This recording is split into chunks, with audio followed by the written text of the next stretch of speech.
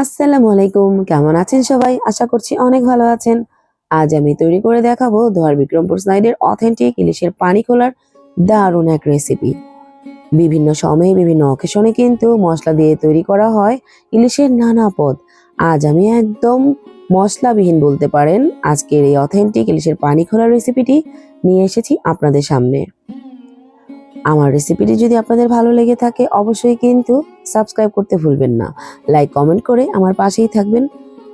এই রেসিপিটা দেখতে যেমন ভালো লাগছে, খেতে কিন্তু হয়েছিল মাশাআল্লাহ আলহামদুলিল্লাহ অনেক বেশি ভালো।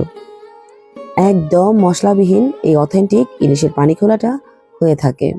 আর এর জন্য আমি নিয়েছি একদম ছোট সাইজের ইলিশ মাছ। ছোট সাইজের বলতে কেজিতে উঠেছিল 6টি মাছ। বুঝতেই পারছেন কতটুকু সাইজের হয়েছিল। আমি খুব ভালো মতো ধুয়ে পরিষ্কার করে নিয়ে তাতে আমি 10 মিনিট যাবত লবণ মাখিয়ে রেখেছিলাম। আপনারা চাইলে যে কোনো সাইজের কিন্তু নিয়ে নিতে পারেন। মাছগুলোকে 10 মিনিট হয়ে গেলে খুব ভালো মতো ধুয়ে পরিষ্কার করে নিয়েছি। সাথে নিয়েছি পেঁয়াজ কুচি, আর নিয়েছি পেঁয়াজ বাটা, নিয়েছি কাঁচামরিচ বাটা, আর নিয়েছি 2 থেকে 3 টেবিল চামচ পরিমাণ সরষের তেল। এখন আমি পেঁয়াজের উপর দিয়ে দিয়েছি লবণ, দিয়ে খুব ভালো মতো হাতে কচলে নিচ্ছি। একদম পেঁয়াজের রসটাকে বের করে নিচ্ছি এবং পেঁয়াজটাকে সফট করে নিচ্ছি। ইলিশের এই অথেন্টিক পানি খোলা খেতে চাইলে কিন্তু এই স্টেপটা অবশ্যই ফলো করতে হবে। তার উপর দিয়ে দিচ্ছি আমি পেঁয়াজ বাটা, দিয়ে দিচ্ছি কাঁচামরিচ বাটা। ঝালটা সবাই বুঝে দেবেন। দিয়ে হাতে সবকিছু একসাথে মেখে নিয়েছি।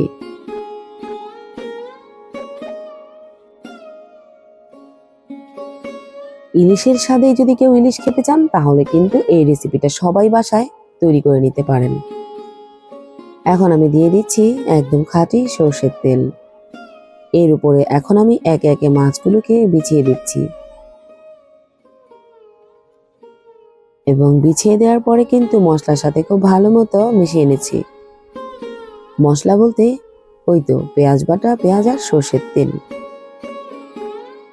একটু ভেতরে ভেতরে পেঁয়াজগুলোকে ঢুকিয়ে দিচ্ছি।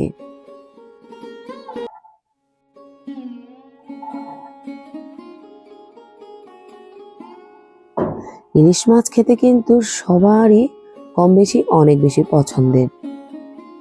আর আমার মেয়েটা এই রেসিপিটা অনেক বেশি পছন্দ করে। ইলিশ ভাজা বা রান্নার চেয়ে ওরে যদি ঠিক এইভাবে পানি খোলা করে দেওয়া হয় ও কিন্তু খুব আনন্দ নিয়েই খেয়ে নেয়।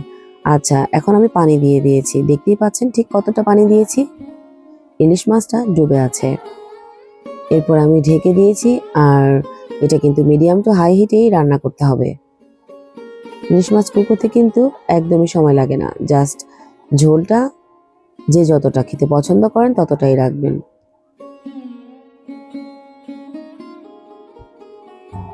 আমার রান্নাটা কিন্তু প্রায় হয়ে এসছে। মশলা ছাড়া ইলিশের এই রেসিপিটা কিন্তু আলহামদুলিল্লাহ আমার কাছে সেরা মনে হয়েছে। এখন আমি উপরে দিয়ে দিচ্ছি আস্ত কাঁচামরিচ,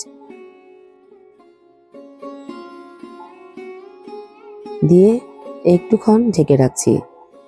আমার কিন্তু রান্নাটা একদম কমপ্লিট হয়ে গিয়েছে। এবার আমি সার্ভিং ডিশে বেড়ে নিয়েছি, আর উপরে দিয়েছি জাস্ট একটু ভালো লাগার জন্য পেঁয়াজ পাতা। আপনারা চাইলে এটা নাও দিতে পারেন। আর দেখতেই পাচ্ছেন সাদা সাদা মশলাবিহীন ইলিশ কেমন দারুণ লাগছে। মনে হচ্ছে রসে রসগোল্লা ডুবে আছে। আর ওই যে একটু হলদেটে কালার হয়েছে সেটা কিন্তু ইলিশ থেকে যথেষ্ট তেল বেরিয়েছে।